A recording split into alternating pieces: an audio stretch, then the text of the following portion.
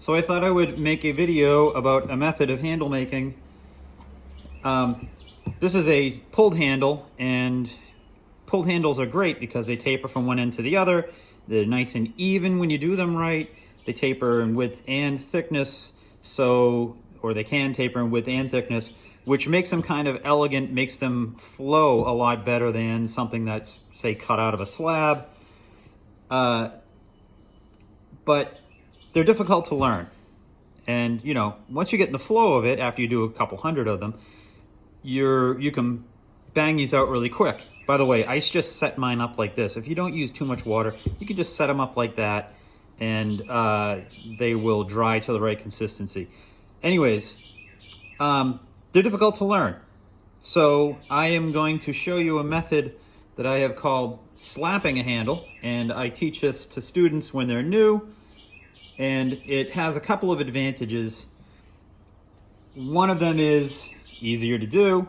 Second one is you can add a texture to it a lot easier than you can a pulled handle, which after you start adding a texture to a pulled handle, they can get kind of messy.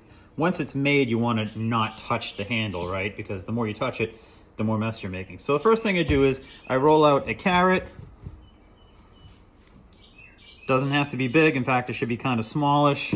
If you like dainty handles, it should be even smaller. I don't like dainty handles. But you can see this already tapers, just rolling out a sort of tapered coil. And then take this and slap it down from one end to the other. So when I throw this down, this end hits first, and as this end's coming down, it's still pulling, so it stretches out and it flattens a little bit. There you go. There's a handle. So it's rounded on one side. You could slap it on both sides if you're careful, and you know, you have an ear-shaped handle, and it's very cool. Just fatten this end up, and you can attach these, etc., etc. However, another advantage, as I said, is that you are able to add a texture to one side. So, to be honest, I normally pull handles because, you know, I'm making 20 or 40 of them at a time, and I sort of got the rhythm, and that's what people do, right?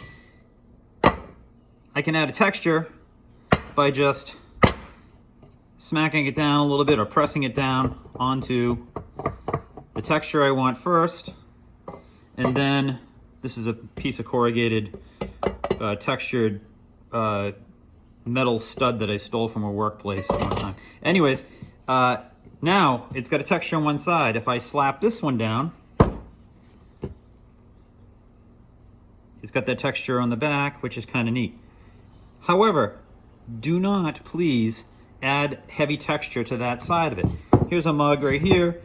If I add a texture onto this side of it that's really heavy, then if I have two fingers in there and one finger out, this finger down here acts sort of as a fulcrum of a lever, right?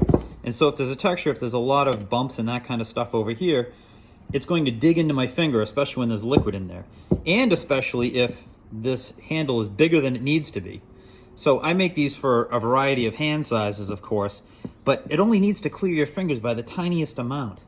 Any more than that, and this is even more of a lever because it's sticking off of the mug a lot, right? So don't put a heavy texture on this side. Don't put, you know, big features on this side, please. It just gets uncomfortable.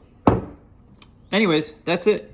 So if you if you go and you do demos someplace and you don't want to be pulling handles in front of people because you're embarrassed, then you can tell them all about how you're slapping your handle. Thanks for watching.